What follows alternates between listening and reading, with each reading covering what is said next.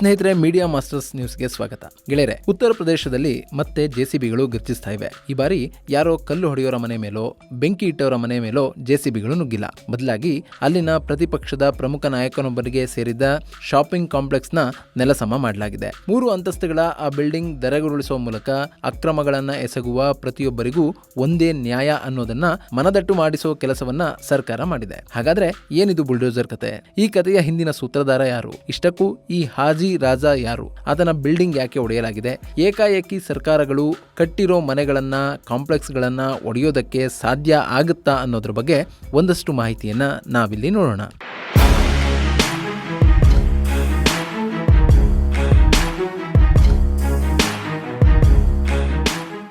ಗೆಳೆಯರೆ, ಇತ್ತೀಚೆಗೆ ಉತ್ತರ ಪ್ರದೇಶ ಸಾಕಷ್ಟು ಸದ್ದು ಮಾಡ್ತಾ ಇದೆ. ಅಯೋಧ್ಯ ರಾಮ ಮಂದಿರದ ಉದ್ಘಾಟನೆ, ಲೋಕಸಭೆಯಲ್ಲಿ ಬಿಜೆಪಿ ಪಕ್ಷಕ್ಕೆ ಹಿನ್ನಡೆ, ಕಾಶಿ ಮಂದಿರ, ಮಥುರಾ ಮಸೀದಿ ವಿವಾದಗಳು, ಹೀಗೆ ಸಾಕಷ್ಟು ಕಾರಣಗಳಿಗೆ ಉತ್ತರ ಪ್ರದೇಶ ಸುದ್ದಿಯಾಗ್ತಲೇ ಇರುತ್ತೆ.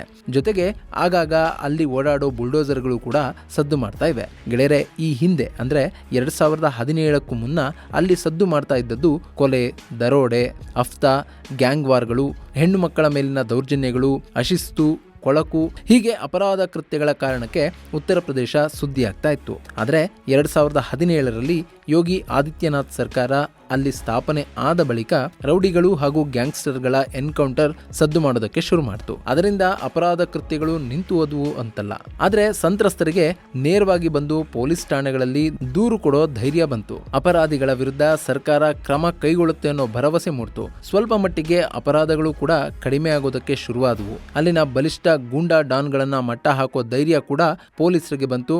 ಖಾಕಿಗೆ ಎಷ್ಟು ತಾಕತ್ತಿದೆ ಅನ್ನೋದು ಅವರಿಗೆ ಅರ್ಥವಾಗೋದಕ್ಕೆ ಶುರುವಾಯಿತು. ಅಲ್ಲಿ ಎಲ್ಲಾ ಪಕ್ಷಗಳಲ್ಲಿ ಪಾತಕಿಗಳಿದ್ದಾರೆ. ಹಾಗೆ ಯಾರೇ ಅಪರಾಧ ಮಾಡಿದ್ರೂ ದೂರುಗಳು ದಾಖಲಾಗೋದಕ್ಕೆ ಶುರುವಾಗಿವೆ. ಕೆಲ ಬಿಜೆಪಿ ನಾಯಕರ ಮನೆಗಳಿಗೂ ಬುಲ್ಡೋಸರ್ಗಳು ನುಗ್ಗಿವೆ. ಯೋಗಿ ರಾಜ್ಯದಲ್ಲಿ ಸಾಧ್ಯ ಆದಷ್ಟು ನ್ಯಾಯ ಕೊಡಿಸೋ ಕೆಲಸ ನಡೀತಾ ಇದೆ ಅಂತ ಜನ ಮಾತಾಡೋವಷ್ಟು ಅಲ್ಲಿ ಬದಲಾವಣೆ ಆಗ್ತಾ ಇದೆ.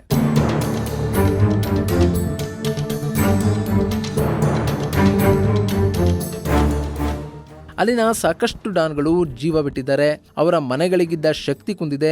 ಅವರು ಜನರನ್ನ ಹೆದರಿಸಿ ಬೆದರಿಸಿ ಬರೆಸ್ಕೊಂಡಿದ್ದ ಜಾಗಗಳನ್ನ ಮತ್ತೆ ನಿಜ ವಾರಸುದಾರರಿಗೆ ಕೊಡಲಾಗಿದೆ. ಜೇಡ ಕಟ್ಟಿ ಕೂತಿದ್ದ ಅಲ್ಲಿನ ಪೊಲೀಸರ ಪಿಸ್ತೂಲ್ ನಳಿಕೆಗಳಲ್ಲಿ ಗುಂಡಿನ ಚಲನೆ ಶುರುವಾಗಿದೆ.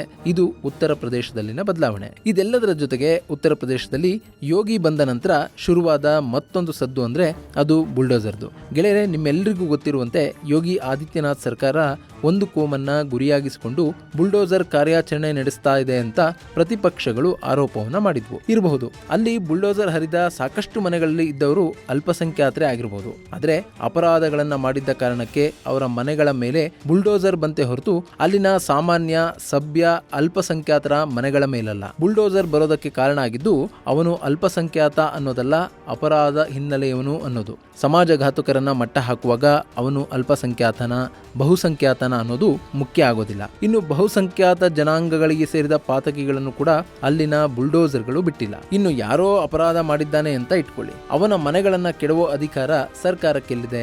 ಅವನು ಅಪರಾಧಿನ ಅಲ್ಲವಾ ಅಂತ ನಿರ್ಧಾರ ಮಾಡೋದು ಸರ್ಕಾರ ಅಲ್ಲ, ನ್ಯಾಯಾಲಯ ಅಂತ ವಾದ ಮಾಡೋರು ಇದ್ದಾರೆ. ಅದು ನಿಜಾನೇ.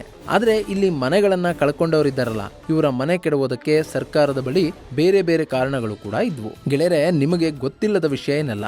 ನಾವು ಮನೆಗಳನ್ನ ಕಟ್ಕೊಂಡಿರ್ತೀವಿ, ಅದಕ್ಕೆ ಸೈಟ್ ಖರೀದಿ ಮಾಡಿರ್ತೀವಿ. ಇನ್ನು ಕೆಲವರಿಗೆ ಸರ್ಕಾರನೇ ನಿವೇಶನ ಕೊಟ್ಟಿರುತ್ತೆ. ಅಲ್ಲಿ ಮನೆ ಕಟ್ಕೊಳ್ಳೋದಕ್ಕೆ ಸ್ಥಳೀಯ ಆಡಳಿತ ಮಂಡಳಿಗಳ ಅನುಮತಿಯನ್ನ ತೆಗೆದುಕೊಳ್ಬೇಕಾಗತ್ತೆ. ಅದಕ್ಕೆ ತೆರಿಗೆ ಪಾವತಿ ಮಾಡ್ತೀವಿ, ನಕ್ಷೆ ಕೊಟ್ಟು ಅದಕ್ಕೆ ಅನುಮತಿಯನ್ನು ಕೂಡ ತಗೋತೀವಿ. ಮತ್ತು ಅನುಮತಿ ತಗೊಂಡ ಹಾಗೇನೆ ಕಟ್ಟಡವನ್ನು ಕೂಡ ನಿರ್ಮಾಣ ಮಾಡಬೇಕು ಅನ್ನೋದು ಸರ್ಕಾರದ ರೂಲ್ಸ್.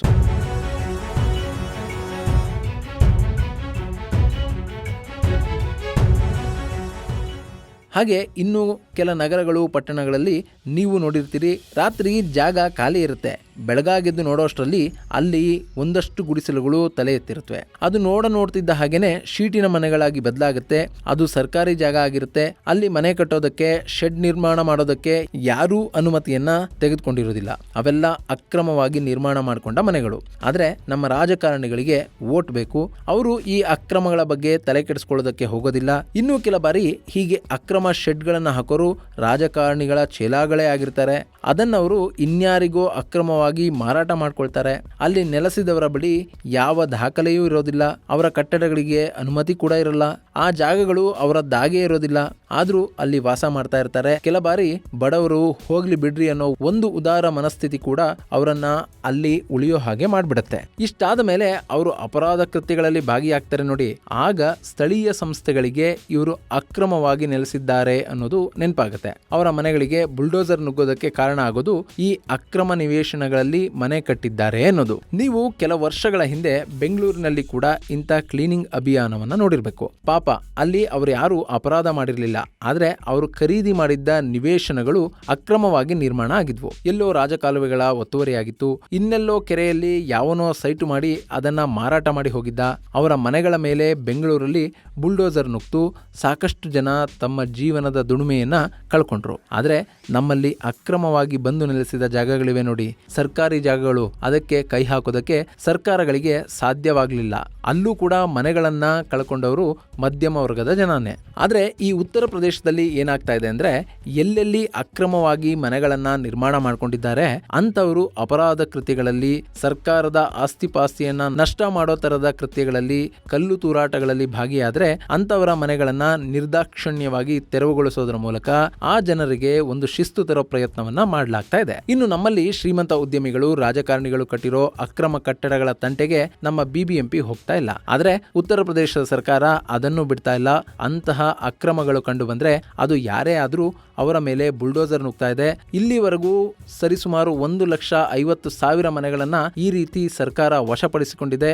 ಹಾಗೇನೆ 7,38,000 ಜನ ಆ ಮನೆಗಳಿಂದ ಹೊರಬಿದ್ದಿದ್ದಾರೆ ಅನ್ನೋ ವರದಿಗಳು ಕೂಡ ಸಿಗ್ತಾ ಇವೆ. ಈಗಲೂ ಅಂಥದ್ದೇ ತೆರವಿನ ಭಾಗವಾಗಿ ಸಮಾಜವಾದಿ ಪಕ್ಷದ ಮುಖಂಡನ ಒಡೆತನದ ನಿರ್ಮಾಣ ಹಂತದಲ್ಲಿದ್ದ ಶಾಪಿಂಗ್ ಕಾಂಪ್ಲೆಕ್ಸ್ ಮೇಲೆ ಬುಲ್ಡೋಸರ್ಗಳು ನುಗ್ಗಿವೆ.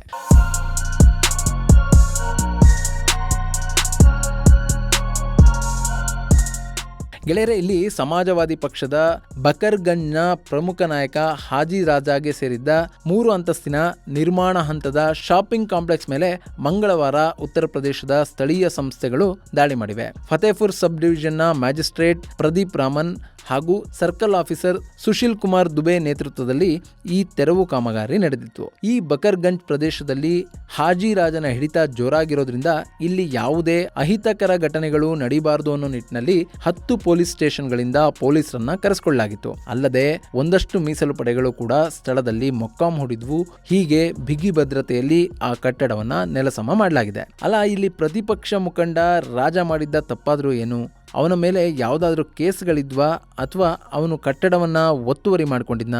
ಗೆಳೆಯರೆ, ಇಲ್ಲಿ ಹಾಜಿ ರಾಜ ಕೇವಲ ಸಮಾಜವಾದಿ ಪಕ್ಷದ ನಾಯಕ ಮಾತ್ರ ಆಗಿರಲಿಲ್ಲ. ಅವನ ವಿರುದ್ಧ ಸಾಕಷ್ಟು ಪ್ರಕರಣಗಳು ಇದ್ವು. ಅವನೊಂದು ರೀತಿ ಲೋಕಲ್ ಅಥಾರಿಟಿ ಇದ್ದ ಹಾಗಿದ್ದ. ಇಂತಹ ರಾಜ ಸಮಾಜವಾದಿ ಪಕ್ಷದಲ್ಲಿ ಕೂಡ ಗುರುತಿಸಿಕೊಂಡಿದ್ದ. ಇತ್ತೀಚೆಗೆ ಏನಾಯ್ತು ಅಂತಂದ್ರೆ 2024 ಲೋಕಸಭಾ ಚುನಾವಣೆಯಲ್ಲಿ ಈ ಬಕರ್ಗಂಜ್ ಪಟ್ಟಣದ ಲೋಕಸಭಾ ಕ್ಷೇತ್ರವಾದ ಸುಲ್ತಾನ್ಪುರದಿಂದ ಎಸ್ಪಿಯ ಅಭ್ಯರ್ಥಿ ನರೇಶ್ ಉತ್ತಮ್ ಪಟೇಲ್ ಜಯ ಸಾಧಿಸಿದ್ರು. ಆನಂತರ ಅವರಿಗೆ ಅಲ್ಲೊಂದು ಅಭಿನಂದನಾ ಸಮಾರಂಭವನ್ನ ಇಟ್ಕೊಳ್ಳಾಯ್ತು. ಆ ಸಮಾರಂಭದಲ್ಲಿ ಹಾಜಿ ರಾಜ ಪ್ರಧಾನಿ ನರೇಂದ್ರ ಮೋದಿ ಅವರ ವಿರುದ್ಧ ಬಾಯಿಗೆ ಬಂದಾಗೆ ಮಾತಾಡಿದ್ನಂತೆ. ಈ ವಿಡಿಯೋಗಳು ಸಾಮಾಜಿಕ ಜಾಲತಾಣದಲ್ಲಿ ಸಾಕಷ್ಟು ಹರಿದಾಡಿದ್ವು. ಇದನ್ನ ಗಮನಿಸಿದ ಬಿಜೆಪಿಯ ನಾಯಕ ವಿಕ್ರಮ್ ಸಿಂಗ್ ಯೋಗಿ ಆದಿತ್ಯನಾಥ್ ಅವರಿಗೆ ಪತ್ರ ಬರೆದು ಈ ಹಾಜಿ ರಾಜನ ವಿರುದ್ಧ ಕ್ರಮ ಕೈಗೊಳ್ಳುವಂತೆ ತಿಳಿಸಿದ್ರು.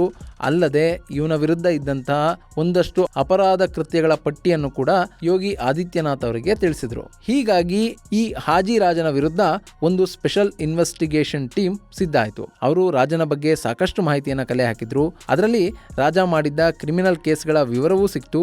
ಈ ಸಂದರ್ಭದಲ್ಲಿ ರಾಜ್ಯ ಸರ್ಕಾರಕ್ಕೆ ವಂಚಿಸಿ ಲೋಕಲ್ ಅಥಾರಿಟಿ ಕೊಟ್ಟಿರೋ ಪ್ಲಾನ್ ಬಿಟ್ಟು ತನ್ನದೇ ಆದ ರೀತಿಯಲ್ಲಿ ಕಾಂಪ್ಲೆಕ್ಸ್ ಅನ್ನ ಕಟ್ತಾ ಇದ್ದ ಅನ್ನೋ ಮಾಹಿತಿ ಕೂಡ ಸರ್ಕಾರಕ್ಕೆ ಸಿಕ್ತು. ಹೀಗಾಗಿ ಅವನ ಅಕ್ರಮ ಕಟ್ಟಡದ ಮೇಲೆ ಬುಲ್ಡೋಸರ್ ನುಗ್ತು. ಗೆಳೆಯರೆ, ಇದು ಮೇಲ್ನೋಟಕ್ಕೆ ವಿರೋಧ ಪಕ್ಷದ ನಾಯಕನ ವಿರುದ್ಧ ತೆಗೆದುಕೊಂಡಿರುವ ಸೇಡಿನ ಕ್ರಮ ಅಂತ ಅನ್ನಿಸಬಹುದು. ಆದ್ರೆ ಇಷ್ಟೊಂದು ಕಟ್ಟುನಿಟ್ಟಾಗಿ ಅವನು ನಕ್ಷೆ ಉಲ್ಲಂಘನೆ ಮಾಡಿ ಕಟ್ಟಿದ ಕಟ್ಟಡವನ್ನ ಒಡೆದು ಹಾಕೋ ನಿರ್ಧಾರವನ್ನ ನಮ್ಮ ರಾಜ್ಯದಲ್ಲಿ ಯಾರಾದ್ರೂ ತೆಗೆದುಕೊಂಡಿದ್ದಾರಾ? ಇಲ್ಲಿ ಎಲ್ಲ ನಡೆಯೋದು ಕೂಡ ಅಡ್ಜಸ್ಟ್ಮೆಂಟ್ ರಾಜಕಾರಣ. ನೀವು ಬಂದಾಗ ನಮ್ಮನ್ನು ಕಾಪಾಡಿ, ನಾವು ಬಂದಾಗ ನಿಮ್ಮನ್ನು ಕಾಪಾಡ್ತೀನಿ ಅನ್ನೋರ ಸಂಖ್ಯೆ ಇಲ್ಲಿ ಹೆಚ್ಚು. ಹೀಗಿರುವಾಗ ಒಬ್ಬ ನಾಯಕ ಕಾನೂನನ್ನ ಗಾಳಿಗೆ ತೂರಿ ಒಂದು ಕಟ್ಟಡವನ್ನ ಕಟ್ತಾನೆ ಅಂದರೆ ಅದು ಎಷ್ಟರ ಮಟ್ಟಿಗೆ ಸರಿ? ಈಗ ಅದಕ್ಕೆ ಉತ್ತರವಾಗಿ ಸ್ಥಳೀಯ ಆಡಳಿತ ಸಂಸ್ಥೆ ಆ ಕಟ್ಟಡವನ್ನ ನೆಲಸಮಗೊಳಿಸಿದೆ. ಈ ಮೂಲಕ ಕಾನೂನಿಗಿಂತ ದೊಡ್ಡವರು ಯಾರೂ ಇಲ್ಲ, ನೀನು ಕಾನೂನಿನ ಪ್ರಕಾರ ಇದ್ರೆ ಸೇಫ್, ಇಲ್ಲದೆ ಹೋದ್ರೆ ನೀವೆಷ್ಟೇ ದೊಡ್ಡವರಾಗಿದ್ರೂ ನಿಮಗೆ ಉಳಿಗಾಲ ಇಲ್ಲ ಅನ್ನೋ ಮೆಸೇಜ್ ಅನ್ನ ಯೋಗಿ ಸರ್ಕಾರ ಕೊಟ್ಟಿದೆ. ಇನ್ನು SP ನಾಯಕರ ವಿರುದ್ಧ ಕ್ರಮಕ್ಕೆ ಸಮಾಜವಾದಿ ಪಕ್ಷ ತೀವ್ರ ವಿರೋಧವನ್ನು ವ್ಯಕ್ತಪಡಿಸಿದೆ. ಹಾಗೆಯೇ AICC ಅಧ್ಯಕ್ಷ ಮಲ್ಲಿಕಾರ್ಜುನ ಖರ್ಗೆ ಕೂಡ ಯೋಗಿ ಆಡಳಿತದಲ್ಲಿ ಬುಲ್ಡೋಸರ್ಗಳನ್ನು ಬಳಸಿಕೊಂಡು ಕಾನೂನನ್ನ ಮೀರಿ ಶಿಕ್ಷಿಸಲಾಗ್ತಾ ಇದೆ ಅನ್ನೋ ಮಾತನ್ನ ಅವರು ಕೂಡ ಹೇಳಿದ್ದಾರೆ. ಬಟ್ ಇಲ್ಲಿ ಸರ್ಕಾರ ಮಾತ್ರ ತಾನು ಮಾಡ್ತಾ ಇರೋದು ಕಾನೂನಿನ ವ್ಯಾಪ್ತಿಯಲ್ಲಿ ಅಂತ ಹೇಳಿದೆ. ಅಲ್ಲದೆ ಕಾನೂನನ್ನ ಮೀರಿ ಇಂತಹ ಕೆಲಸಗಳನ್ನ ಮಾಡೋದಕ್ಕೆ ಸಾಧ್ಯ ಇಲ್ಲ. ಇನ್ನು ಮುಂದಾದರೂ ಕಾನೂನಿನ ಪ್ರಕಾರ ನಡೆಯಲಿ, ಅಪ್ರೂವ್ ಆಗಿರುವ ನಕ್ಷೆಯಂತೆ ಬಿಲ್ಡಿಂಗ್ ಅನ್ನ ಕಟ್ಕೊಳ್ಳಿ ಅನ್ನೋ ಮಾತುಗಳನ್ನ ಸ್ಥಳೀಯ ಆಡಳಿತ ಹೇಳಿದೆ. ಒಟ್ನಲ್ಲಿ ಇಲ್ಲಿವರೆಗೂ ಕೇವಲ ಸಮಾಜಘಾತಕರ ಮನೆಗಳ ಮೇಲೆ ನುಗ್ತಾ ಇದ್ದ JCB ಈಗ ಅಲ್ಲಿನ ನಾಯಕರ ಅಕ್ರಮ ಕಟ್ಟಡಗಳ ವಿರುದ್ಧ ಕೂಡ ಘರ್ಜಿಸ್ತಾ ಇದೆ. ಇದು ಹಾಗೆ ಮುಂದುವರಿಯುತ್ತಾ ಅನ್ನೋದನ್ನ ಕಾದು ನೋಡಬೇಕು. ಇದು ಗೆಳೆಯರೆ, ಉತ್ತರ ಪ್ರದೇಶದಲ್ಲಿ ಮತ್ತೆ ಗರ್ಜಿಸಿರುವ ಬುಲ್ಡೋಸರ್ಗಳ ಬಗ್ಗೆ ಒಂದಷ್ಟು ಮಾಹಿತಿ. ಮುಂದಿನ ವಿಡಿಯೋದಲ್ಲಿ ಮತ್ತೊಂದು ವಿಶೇಷವನ್ನ ನಿಮ್ಮ ಮುಂದಿಡ್ತೀನಿ. ಅಲ್ಲಿವರೆಗೂ ನಮಸ್ಕಾರ.